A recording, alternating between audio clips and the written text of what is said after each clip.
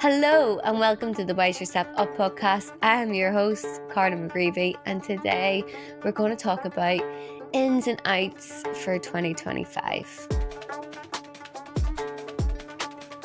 How are you all doing? I hope you're all so well. And I'm so sorry that I didn't get the wishes, a Merry Christmas and a Happy New Year. I had a bereavement. My cousin Paul passed away suddenly at the beginning of December. And so I had to take a bit of time off, and I never got to speak to you or wish you as well. I hope you had a gorgeous Christmas and New Year. I am not a big Christmas fan. And it's my first Christmas at home, and it's just not for me. I think everybody's different, and I think I just prefer to be on a beach and use my leave like that. Maybe I'll come back for a few days next year. Maybe it's the fact that I don't have a home in Belfast. Maybe I would feel different if I had a home. I probably would.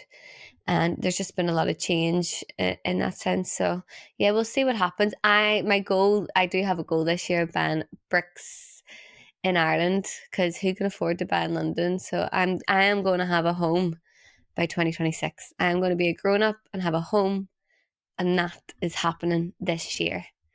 So I'm going to need some help with that. So if anybody wants to help me, let me know. I've had to make a change.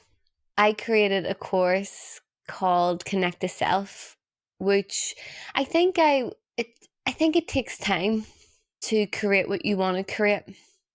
I started running these courses 7 years ago, and I think, and I know if you've created something or you've made something, you'll understand this feeling. You design what you think will work, or what everybody else is doing influences you, or all these things. And it's taken me a while to really step into my skill set and what I know.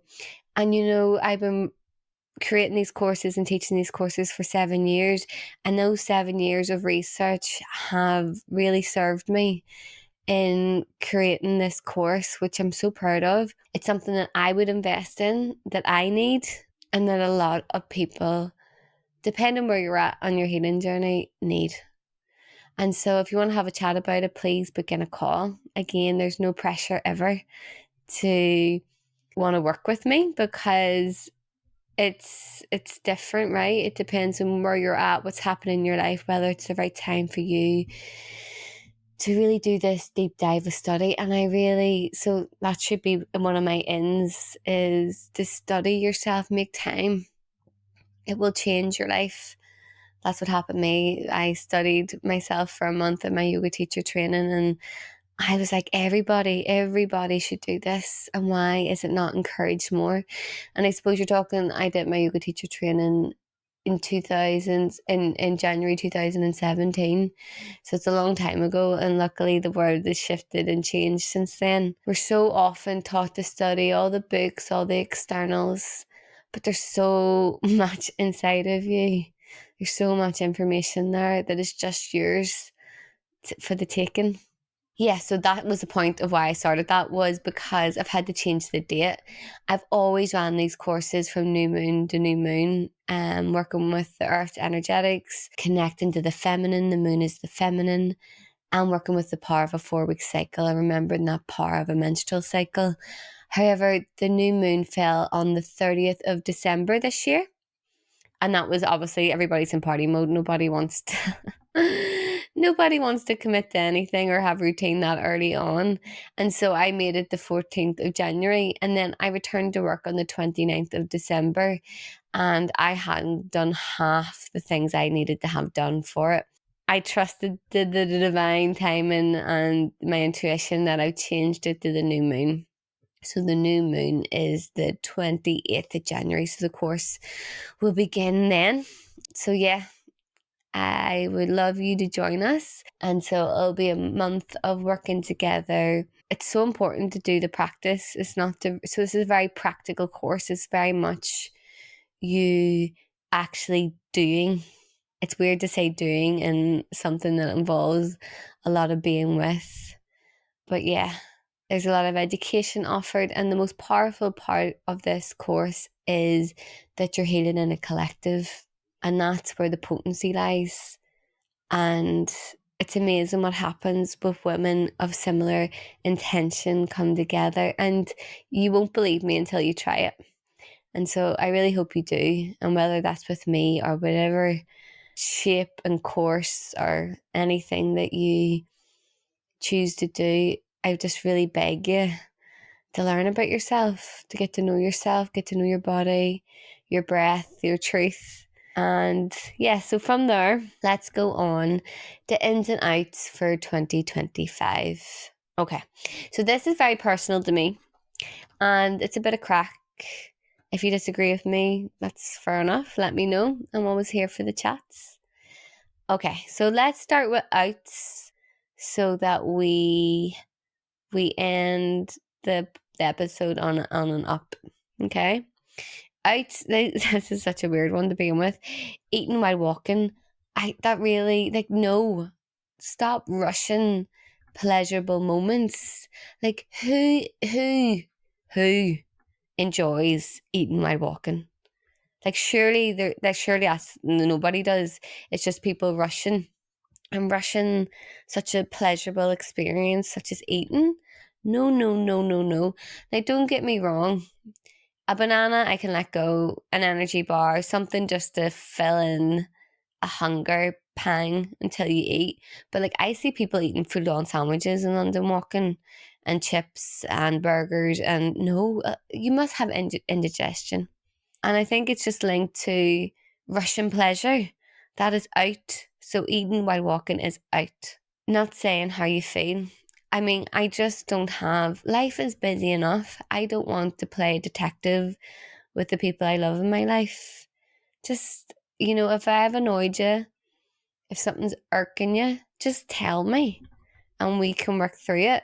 But if you hold it in and then let it fester for years and then explode, that's what's happened. Like, one of my best friends doesn't really like conflict, and she told me that, like, something that I did that annoyed her years ago, and it's so hard to, like, make amends when it's been such a long time ago. Do you know what I mean? Whereas at the time I could have really apologized and made it right.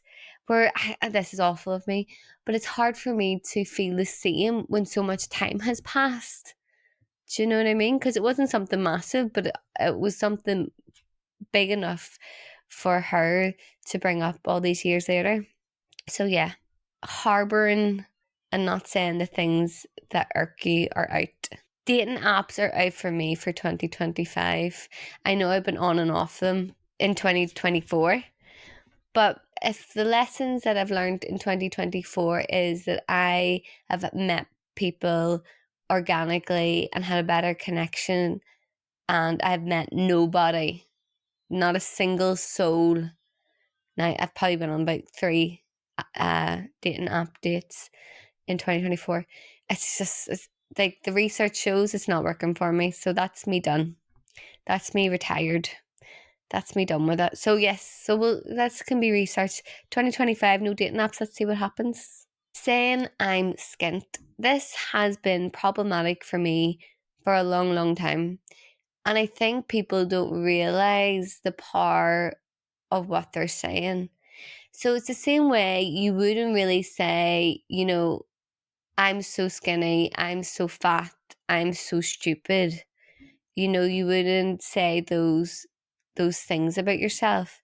And saying that I'm skint, like, it's not something anybody wants to be, not to have financial safety and not to feel financially secure.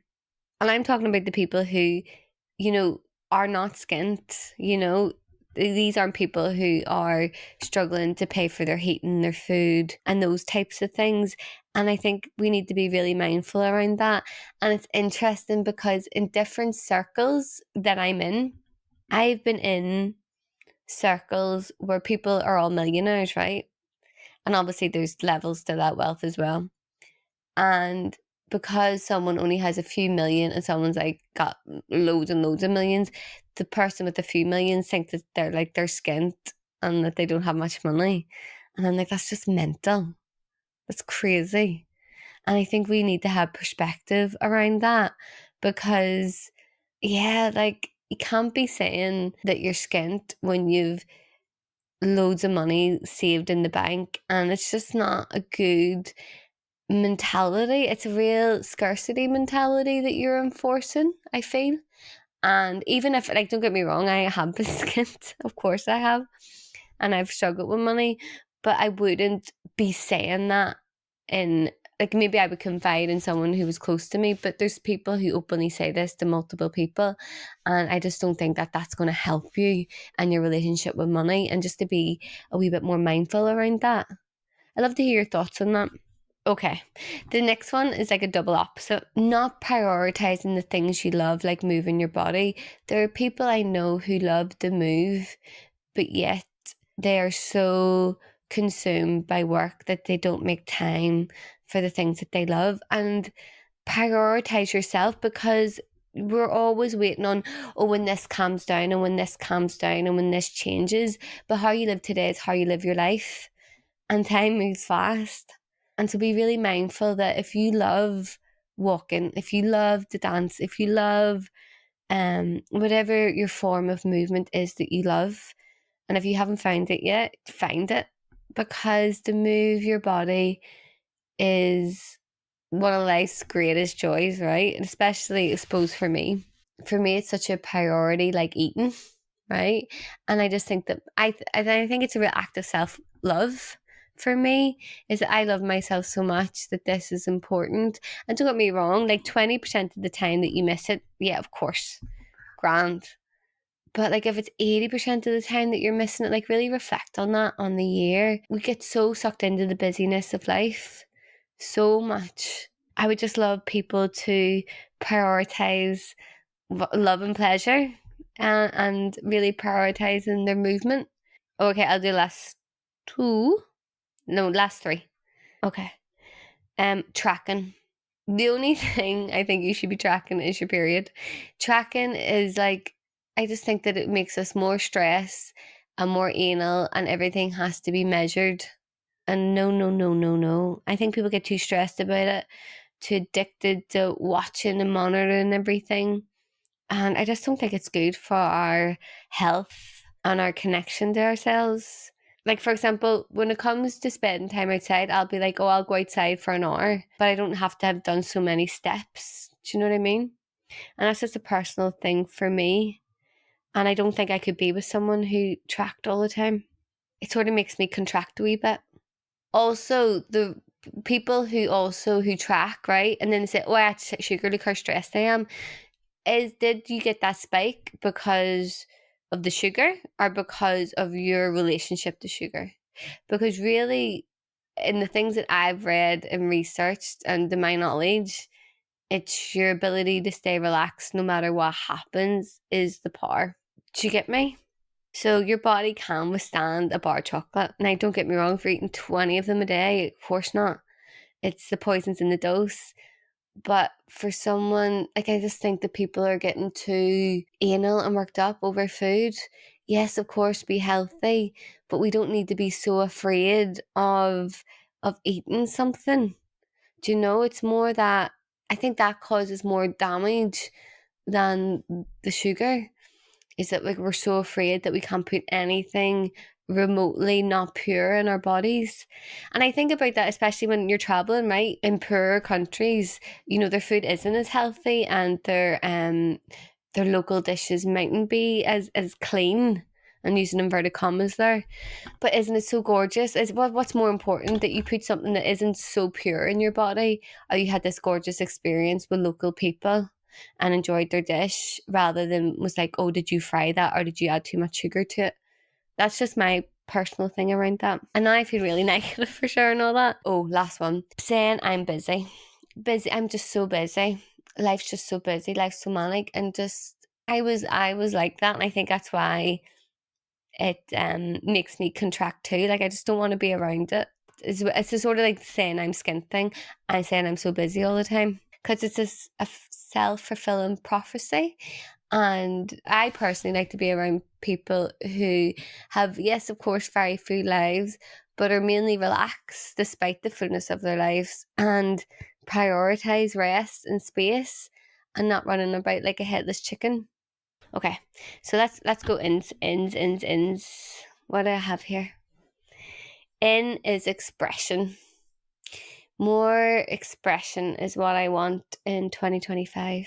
And whether that, I want to see more people expressing themselves, the art and creativity, and expressing their emotions. So, like, for example, if you've lost someone in grief, then the expression of that can be living out that person's legacy, which is something I've been talking about lately. And I don't know if that's linked, but it's linked in my brain. Yeah, so I mean that not to be like reactive and like taking out your emotions on other people, but to give your emotions space to be expressed. So, for example, if you're someone who's really angry, maybe boxing could help you move through that energy and really acknowledging the power of these wise messengers that are emotion and giving them space to be expressed. Loving yourself. I mean, it was never out. Loving yourself. I suppose I noticed in 20, and I, of course, I've noticed this in myself as well, just how cruel we can be to ourselves and how hard people talk to themselves. And I'm really just seeing that shift for women as a whole. We're so sound to ourselves. We're dead good to ourselves. More being dead good to ourselves in 2025. So I got my phone stolen. I forgot to tell you this at the start of the episode. Whoops. Yeah. Happy New Year. Yeah. So I was going to the Rogue Room to go to Cameron's class. So it's like this mixed movements class. It's amazing, right? And I had never been to this space before. And so I know Shortage in London, but I don't know this room. And so I am walking along, I am checking my Google Maps, but I'm also listening on my AirPods to my cousin Nell, who's just arrived in Bali. So I had like the phone resting on my chest. Do you know what I mean? My hand close to my chest, my phone's in chest. Now, I didn't have a tight grip on my phone. Absolutely, I did not. I was very like relaxed because I was listening to someone I love in my ears. And so this guy came around in a bike, a youngish guy, and took the phone from my hands. And I just started screaming, "That's my phone, that's my phone." No one even blinked around me or asked me, was I okay? Nobody cared. That is the downfall of London. Like, if that happened in Belfast, the whole world would be over to you. And then I had to walk the whole way home from Shoreditch. So I had to walk for like, it wasn't that bad. It's maybe like an hour's walk. I can't remember now. But it was Baltic because you can't, like, I had pound coins, but you can't get on a bus without, you have to tap on. They don't take cash. Like, this is a problem when they weren't taking cash, and I had no bank cards on me. So it's very difficult to navigate life without a phone. But this is the point, is that the ends is not checking your phones. Like, I am so bad. Like, I'm not bad in company, right? If I'm with someone, I can easily leave my phone. But my problem is when I'm on my own, every second you're glued to it. I'm definitely changing that this year. Definitely. So I noticed, so I had to go to work yesterday. I taught a breath work in Summer House, which was gorgeous. So I had my wee bank card, tapping on my wee bank card and like trying to remember the bus numbers and where to get the bus from, all that crack. And then when I had just missed the bus, so I had to stand at the bus stop and it was pouring rain, but it had a wee shelter. And there was two women at the bus. And I noticed the more, so it's about 15 minutes between each bus, this bus I had to get. I noticed the more I stood there, I was dying to talk to them. Both of them were glued on their phone. I got a bit of a conversation out of one of them, but it showed me the difference in how I felt as opposed to, like, I can't remember feeling like that, like dying to talk to people, dying to be like, "Oh, where are you going?" and blah, blah, blah, or "Where'd you get your coat?" Or yeah. So I don't know how I'm going to do this. How can you get around London? And maybe just deleting Instagram, and what else would I check? You know what I mean? Scrolling things. Yeah, and if anybody has any tips on how you can stop scrolling, let me know. And I'm definitely going to take Sundays off my phone. So that's the deal. More time in nature as always. It's been tricky in London, so if you've any gorgeous London spots, let me know. I remember, just to share, it was a few years ago, I felt really down in January time, and I was like exercising, spending time with my friends, doing all the things, but what I realised was that I wasn't being outside at all, like getting any daylight.